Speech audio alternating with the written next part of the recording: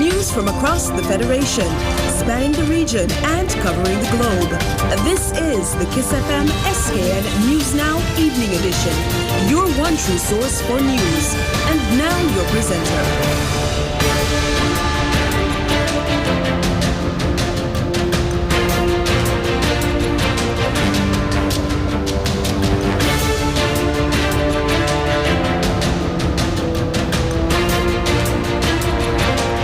Good evening. Today is Friday, the 3rd day of March 2017. I'm Ebony Brandon. Good evening. These are our headlines tonight. Nationally, the Sir Robert L. Bradshaw Institute of Politics, Governance and Industrial Relations has been launched. Regionally, Barbados' Commerce Ministers caution civil servants against sabotaging the government. And internationally, a recent breakthrough in cancer research could mean a revolution in the approach to treatment of the disease and a second chance for victims. We've got the details of these stories and more straight ahead in this evening's newscast.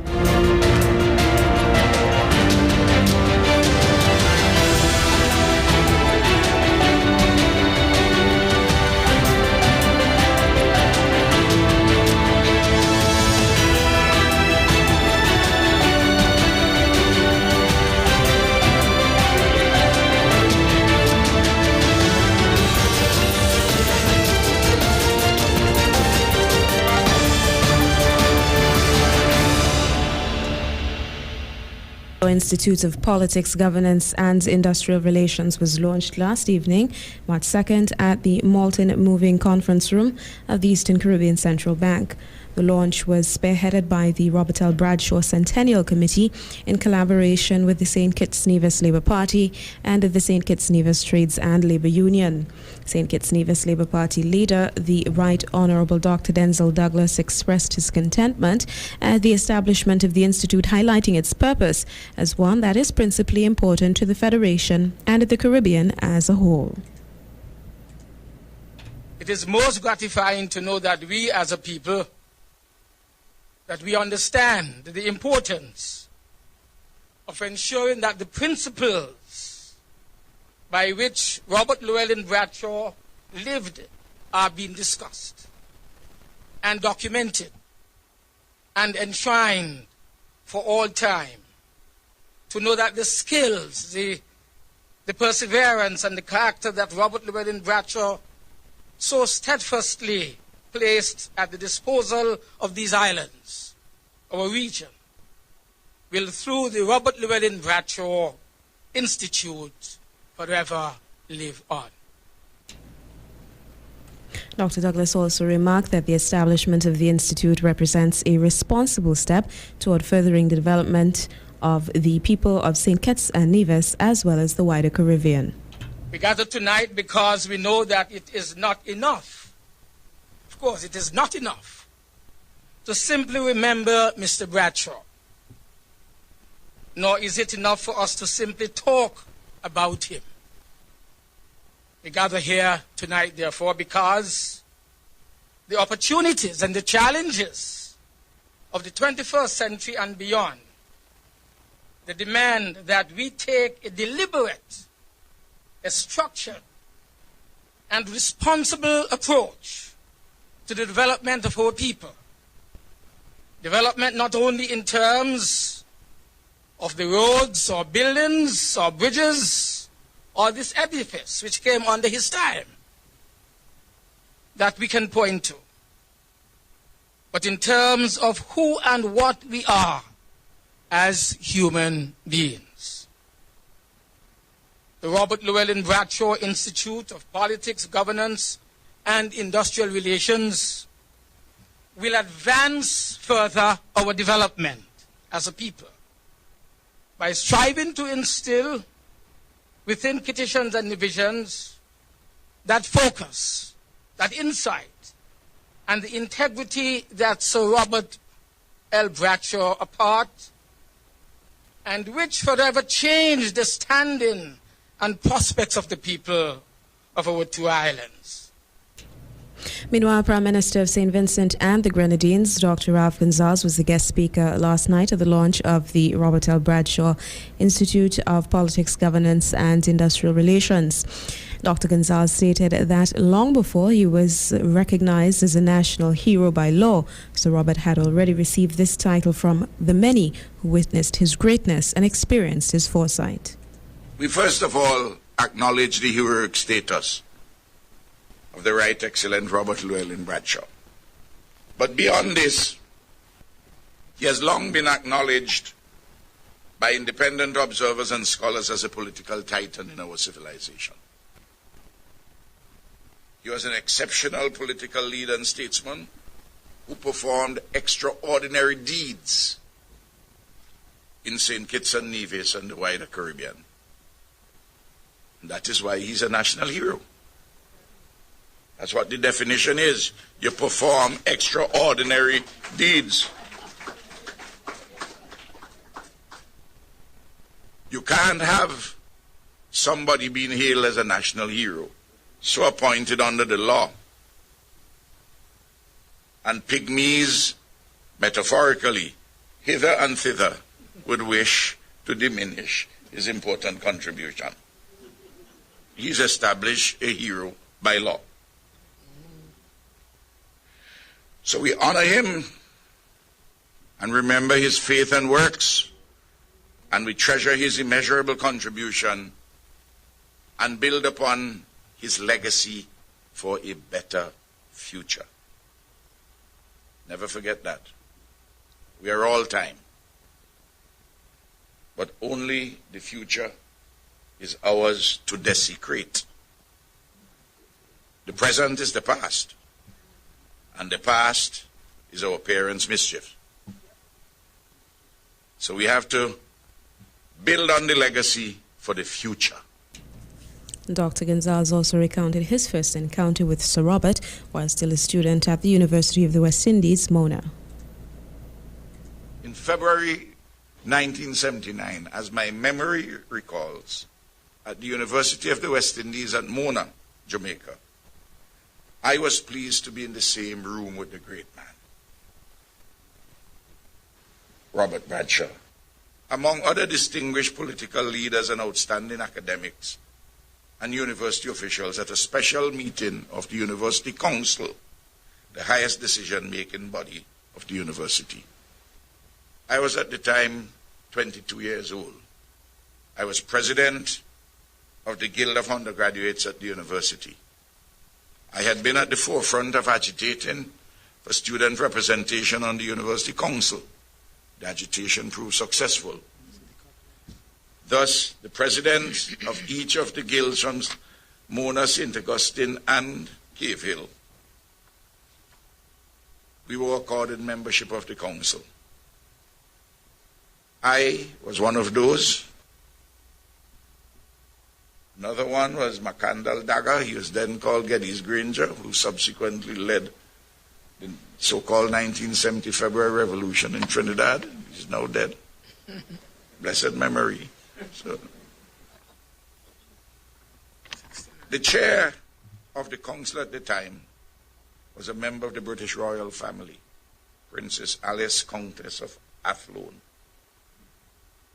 And in a coffee break, Bradshaw sought me out. I remember it as though it was yesterday. And he sought me out to engage me in a discussion of the role and function of the university and the concerns of young people in the Caribbean. He wanted to know why were we agitating so much? What were the things? And he wanted to help to channel that.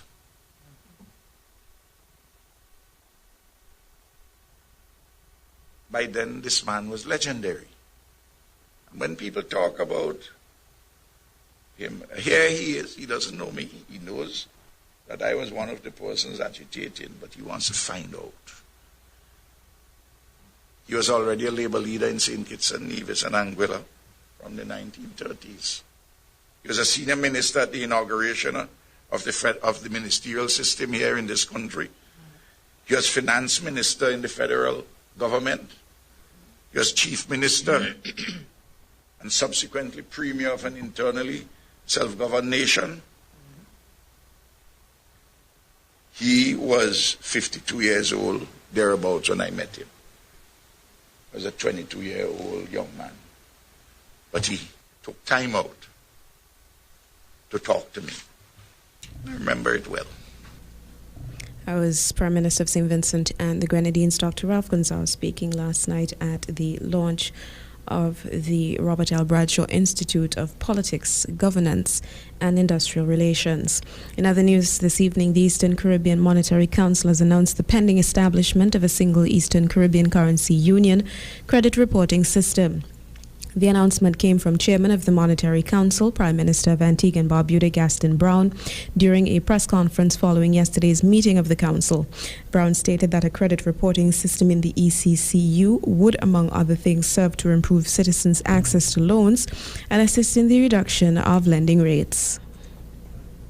The Eastern Caribbean Central Bank, in collaboration with the International Finance Corporation, IFC, a member of the World Bank Group, is in the process of developing a credit reporting system for the Eastern Caribbean Currency Union. A credit reporting system in the Eastern Caribbean Currency Union will improve citizens' access to loans from financial institutions and is expected to assist in the reduction in lending rates.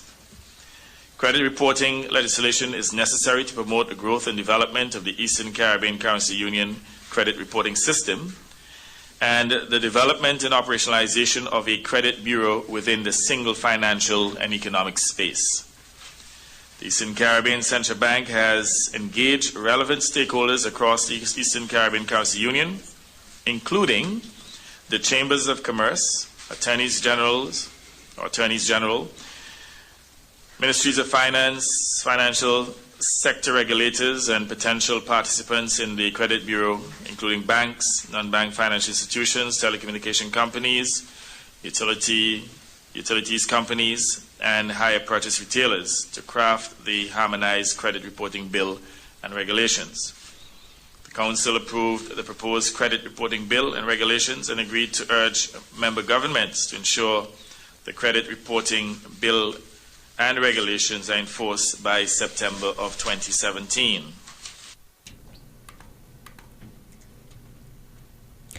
Governor of the Eastern Caribbean Central Bank, Timothy Antwine, elaborated further on the expectations of a credit reporting system within the ECCU. One such function, he explained, would be the assignment of a credit score to borrowers. This information will be readily available to banks via the credit reporting system, thereby enabling them to make better informed decisions regarding the issuance of loans. In advanced economies, US, UK, they have what is called credit scores, credit registries, credit bureaus. Trinidad and Tobago has, Barbados has, I believe, Jamaica has. We do not yet have one. So this legislation is enabling. What it will do is, once passed, allow us to then engage the private sector to offer a service for banks and non-banks. And by non-banks, I mean it could be credit unions, other financial institutions. Now, why is this important? Because ultimately, to the extent that banks and financial institutions have better information on potential customers, they are likely to be better placed to be able to make a decision to make these loans. And of course, we need credit expansion to grow economies and create jobs. So what the governments are doing by the Council first of all approving and then having the governments usher it through their parliaments is to give us an opportunity to give the banks additional capacity to assess requests for loans and to make decisions about that. Essentially, what will happen is that the credit bureau will allow people to have credit scores which can be used by financial institutions to assist them with making the decisions about loans, what is referred to in banking as credit underwriting. Assuming that the law gets passed by September, we then have to engage the private sector. At the earliest, it would be 2018, at the earliest. And that is assuming that we get an early passage. And we are aware of interest by some private sector providers, but there will have to be a process to determine that. This is not going to be run by governments. This is going to be a service by the private sector. And Once a determination is made, then the service could be launched. The earliest, 2018. Thank you. It was a busy day at the ECCB yesterday, where they held a ceremony to rename the Phase 1 building after the former governor, late Sir K. Dwight Venner. Prime Minister Dr. the Honorable Timothy Harris spoke at the event and the naming of the building in Sir Dwight's honor, remarking that it was most befitting.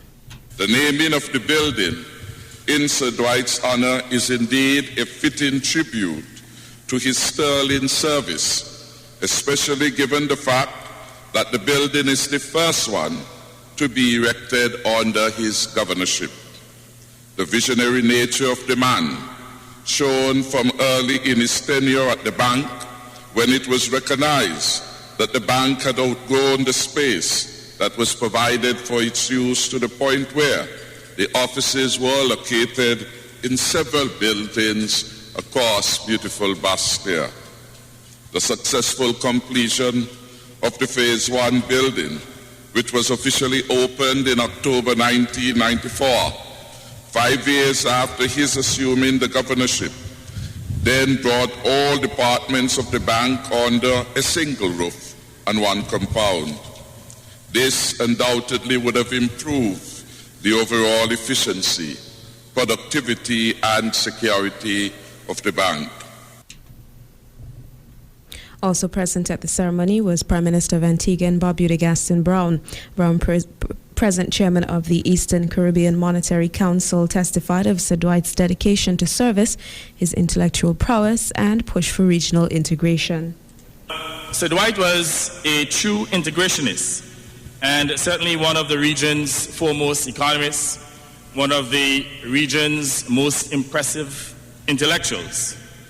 He was a regional public servant who dedicated his entire adult life to public service, and certainly a visionary, someone who presided over the stability of the Eastern Caribbean Currency Union. Present Governor Timothy Antoine hailed Sir Dwight as an inspiration to many persons throughout the Caribbean region. This, he declared, was Sir Dwight's true legacy. Indeed, the towering tree that is Sir Dwight looms large, providing inspiration for all those whose lives he touched and all those who traverse these fair isles and beyond. Today we have assembled to honor Sir Dwight, our longest-serving governor, a record that will not be broken. Indeed, after his retirement, I conferred on him the title Governor Emeritus and continue to call him Gov. And of course, we both laughed about that. May his name emblazoned on our ECCB campus bear perpetual testimony to his colossal contribution, not just to the Eastern Caribbean Central Bank, but to our Caribbean people and Caribbean civilization.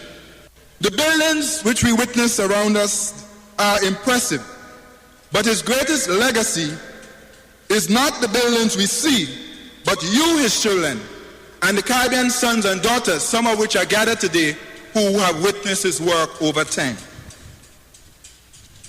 He continues to inspire a generation to believe that people from small states can dream big things and can accomplish great things. That we can craft arrangements that serve our development well and can stand the test of time. I am one such believer. Sir Dwight was the second and longest-serving governor of the ECCB, joining the bank in December 1989 and retiring in November of 2015, a 26-year-long tenure. During his time as governor, he initiated numerous reforms which facilitated the expansion and stability of the ECCU banking and financial system throughout many crises throughout the region. He was the architect of the ECCB's affiliate institutions, namely the Eastern Caribbean Securities Exchange, the Eastern Caribbean Institute of Banking and Finance, and the Eastern Caribbean Home Mortgage Bank. Sir Dwight died on December 22nd, 2016, at the age of 70.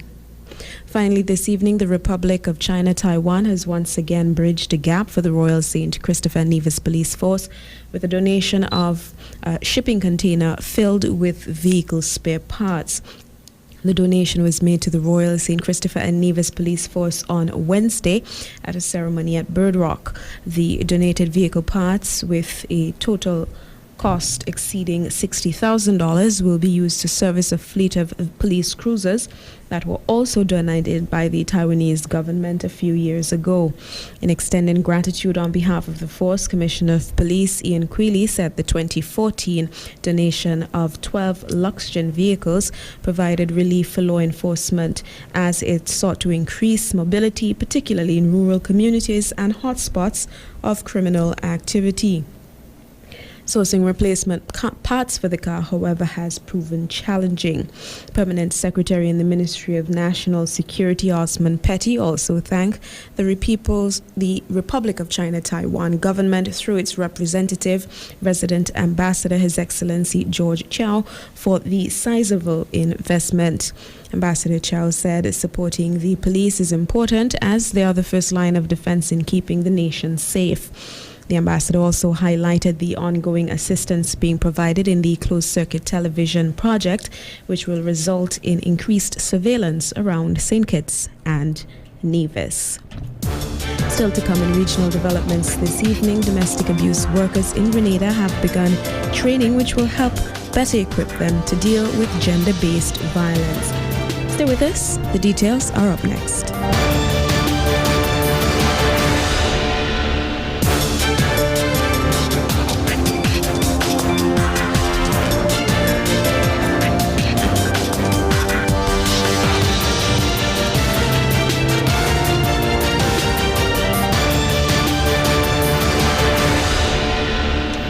Barbados' Commerce Minister Donville Innes is cautioning civil servants against sabotaging the government in order to get the political parties they favor into power. On Thursday, Innes warned that this sort of behavior ultimately impacts them as it thwarts any government's efforts at nation building. He has also made a call for consistency in service across all government institutions. We hear more in this report. Some public servants have been taken to task for putting their aim of securing the interests of their favorite politician above the well-being of the country. Commerce Minister Donville Innes says this has to stop if Barbados is to move forward. He was speaking on Day 4 of the National Week of Excellence hosted by the Congress of Trade Unions and Staff Associations of Barbados. When we frustrate legitimate customers and investors, we are jeopardizing our own future and that of our children. We must genuinely do our work for the love of country and not just self. Too often, and may sound a little strange, but too often we worry about getting our politicians in and out of office, and too little time on safeguarding the future of the nation. We politicians will come and go, hopefully I will stay, but the nation Barbados must simply grow. Mr. Innes also wants clarity and consistency in policies across departments. Far too often, looking all through the lines of those who are before us, the rules seem to be determined by the officer on duty today. This breeds confusion and frustration among our customers, both at the individual and the corporate level. I also firmly believe that effective time management is critical for a modern public service. The various sectors in our economy all need to be moving at the same pace, and that cannot be a slow pace. Grenada's Ministry of Social Development has partnered with the Canada Fund for Local Initiatives to undertake a training program for the staff at Cedars Home for Abused Women. The 15-day program, which began on March 2nd, will see all employees of the Cedars Home undergo training which will better equip them to deal with the needs of battered women. Senior Program Officer in the Ministry of Social Development, Elaine Henry McQueen, explained why the training is both necessary and timely. There will be training in relation to the laws and policies around gender-based violence, the notion of gender equality and human rights. There will be training on how to deal with and work effectively with victims of domestic violence in particular. There would also be training in terms of this general themes of work that the staff would normally be working with the clients on for the client's development. But a big focus of this training, which we are particularly proud of, is that of helping the staff to work with them. The training is extremely timely because in most employees' career, there comes a time when one needs a refresher, an opportunity to rejuvenate, an opportunity to reflect on what they would have been or we would have been doing over years and to plan and come again. And this is an opportunity for this to happen. And it is not like a 1 day or a half day or short program that is in 1 day and out the next. It is a 15 days intense, and therefore it would give that opportunity for reflection and growth for the staff as individuals as well as a team. The LGBTQ community in Guyana is again up in arms after the man accused of assaulting a transgender person walked away free from the courts on Thursday. The victim, however, expressed disappointment in the justice system. Javon Vickery has the story. When Roland Trotman, also known as Petronella, arrived at the Georgetown Magistrates Court Thursday morning, he and other associates were not allowed in the courtroom. Instead, they stood outdoors awaiting the hearing of their matter by Magistrate Dylon Bess. When the matter was called, Magistrate Bess ordered everyone in the courtroom to leave and dealt with the matter in camera. Trotman was not allowed in the courtroom, allegedly because the transgender was dressed as a woman. Minutes after, the former accused man walked a free man. Neither the prosecution nor the court's clerk were able to provide information as to on what grounds the case had been dismissed. Attorney at law Arif Bolkan had questioned the actions of the magistrate to handle the matter in camera. This is reportedly not the first time the matter was heard in camera. In itself is a breach because the offense is not a sexual offense. It's not involving a minor. So by law in Guyana, all matters must be held in public. And this included the media? I wasn't there, but you cannot exclude persons from court. It's not a closed camera hearing. Meanwhile, Petronella outside the court expressed disappointment in the justice system, especially because of being disallowed in the courthouse to hear the matter. I felt really bad because the magistrate ordered me out of the court, and he tried the case without me even being inside of the court. And then he just dismissed the case, sent away the young man, and that was the end of the story. So you were not given a chance to I was not given a chance to speak or to say anything. So what was the verdict? What did they say? Well, when I went to the court, the magistrate asked me to leave, to come out of the courtroom, and he was trying the case while I was outside, and the young man was inside. And this is the second time this has happened? This is the second time. The transgender community and other organizations had expressed their disappointment in the court's ruling early this week, which leaves magistrates to decide on the improper use of cross-dressing. Coming up in international news this evening, calls are mounting for China for stricter laws to tackle juvenile criminal offenders. We have the details in just a moment.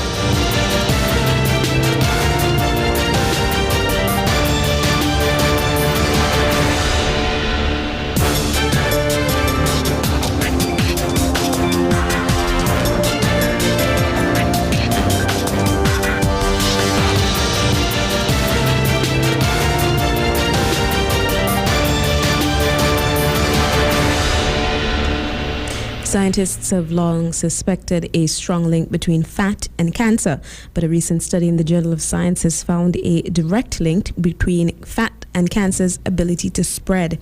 The finding could lead to a new way to treat cancer. Faith Lapidus has the details.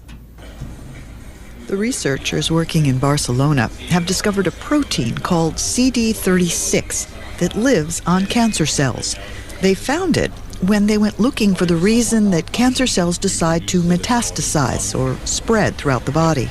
It was not still too clear which are the cells within those many millions that will eventually have this striking capacity, to get out of the tumor and colonize distant, organs. CD36 is one of the ways that cancer cells take in the fatty acids they need to multiply. Fatty acids can enter the cells through many different means. So CD36 is not, it's a receptor, so it's sort of like a tunnel through which the fatty acid enters the cell. And it turns out that the cancer cells which take in fat through CD36 are the ones that go on to spread throughout the body. So the researchers blocked CD36, and just like that, the cancers stopped spreading. Well, what happens if we block this CD36? And that's where we saw that for many tumors, their ability to initiate metastasis was completely wiped out. Not a lot, but I mean really completely.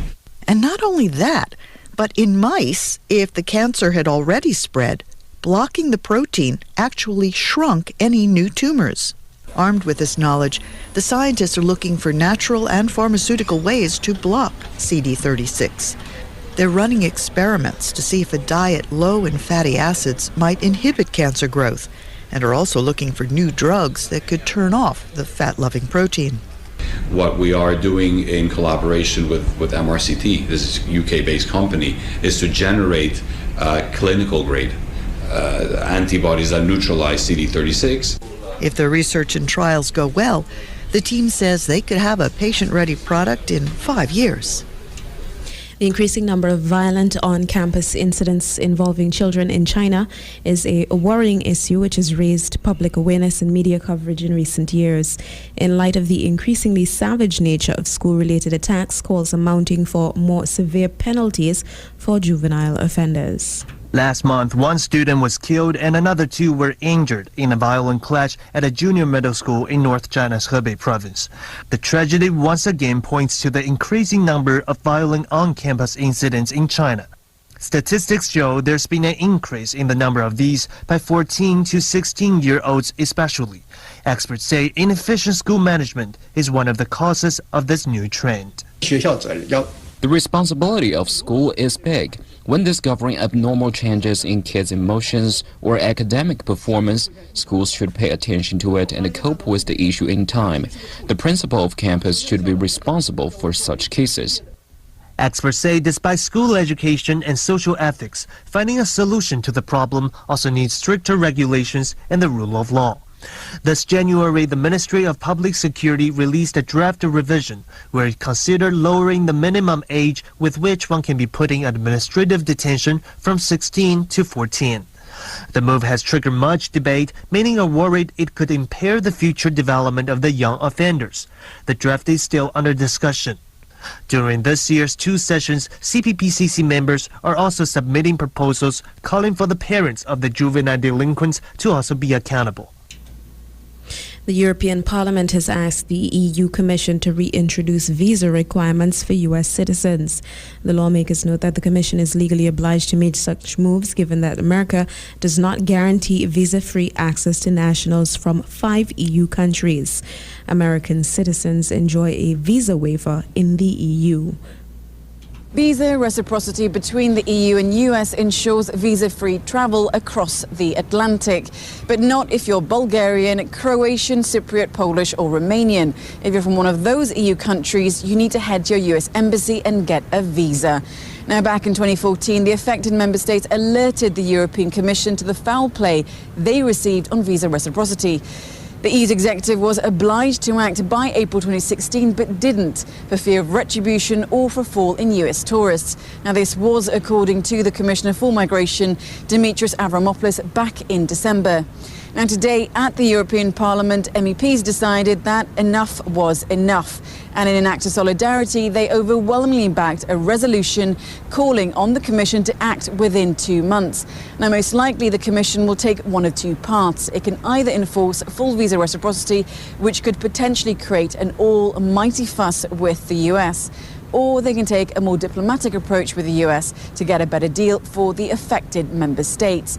But even if the Commission stands shoulder to shoulder with the Parliament, the call for visa reciprocity could face a final hurdle, getting the European Council's approval. Now, quite possibly, the Parliament's demand will get a lukewarm response from member states who will not look favourably upon dirtying relations with Washington. And that brings the news package to an end. Now for a recap of our headlines this evening. Nationally, the Sir Robert L. Bradshaw Institute of Politics, Governance and Industrial Relations has been launched. Regionally, Barbados' Commerce Minister has cautioned civil servants against sabotaging the government. And internationally, a recent breakthrough in cancer research could mean a revolution in the approach to treatment of the disease and a second chance for victims. Stay with us. Still to come this evening, Sports Zone.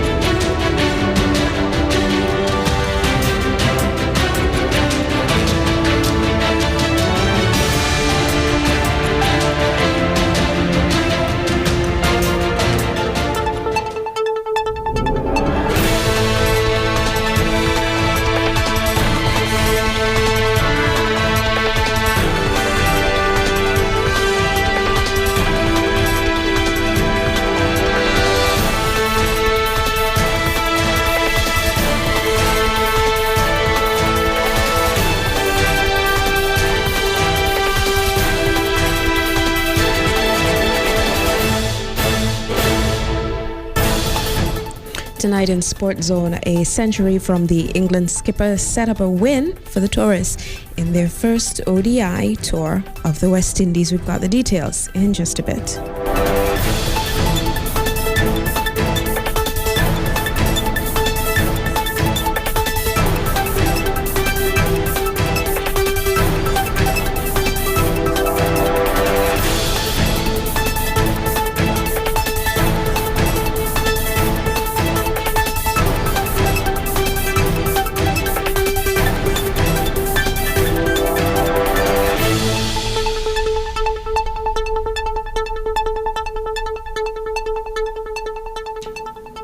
A century from England, captain Owen Morgan set up a 45-run win over West Indies in the first one-day international at the Sir Vivian Richards Cricket Stadium in Antigua today. Morgan's 107 from 116 balls and 50s from Ben Stokes and Sam Billings took England to 296 for 6 from 50 overs after Jason Roy and Joe Root fell early. West Indies slipped from 36 for no wickets down to 39 for 3 in their chase and came up short despite Jason Mohammed's 72. Liam Plunkett took 4 for 40 and Chris Wokes 4 for 47 for England. It was a fine performance by the tourists after losing the toss and being asked to bat first on a pitch that was initially slow after rain delayed the start by 30 minutes. The second game in the 3-match series is at the same venue at 13:30 GMT, which is 1:30 in the afternoon on Sunday UK time. West Indies captain Jason Holder, meanwhile, is determined to turn around the team's fortune in the one-day international cricket format.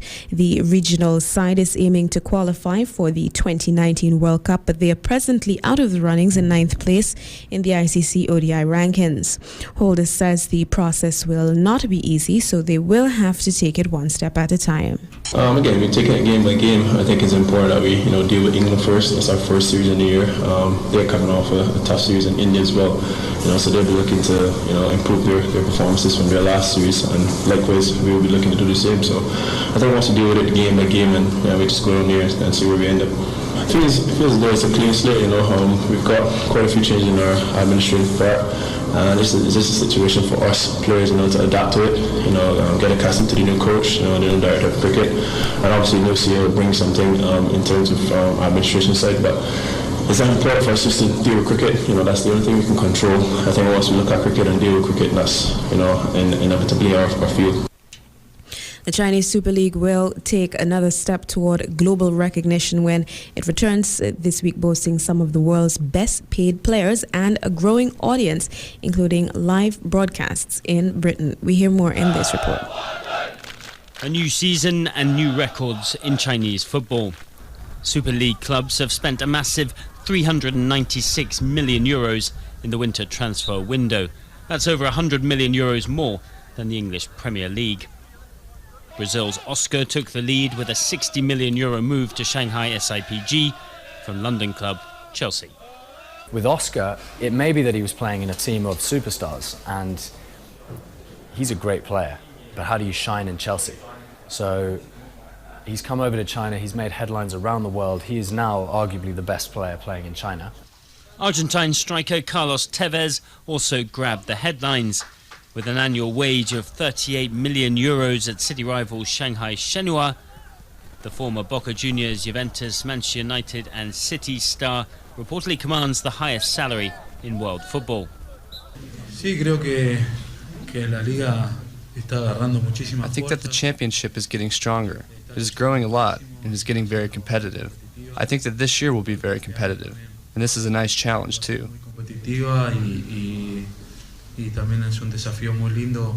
But soon after Tevez's arrival, Chinese regulators announced a raft of cooling measures, including transfer and wage limits, as well as a cap on foreign player numbers. Some Chinese are frustrated with the club's high spending not translating into results. Tevez failed to score in his first match, and Shanghai Shenhua crashed out of the Asian Champions League. It's really hard. It's so tiring watching football. That's how it is. There's not enough joy. The Chinese government hopes that controlling the influx of foreign players will push clubs to invest more in homegrown talent, raising the level of domestic leagues and gradually paving the way someday for World Cup glory. And that story brings us to an end of this evening's news package. On behalf of the entire team here at KyssFM, I'd like to wish you a very pleasant evening. DJ RD comes up next, and do remember you can tune in tomorrow morning at 11:45 with Leslie Joseph for another edition of the SKN News Now Weekend edition. I'm Ebony Brandon. Have a good evening.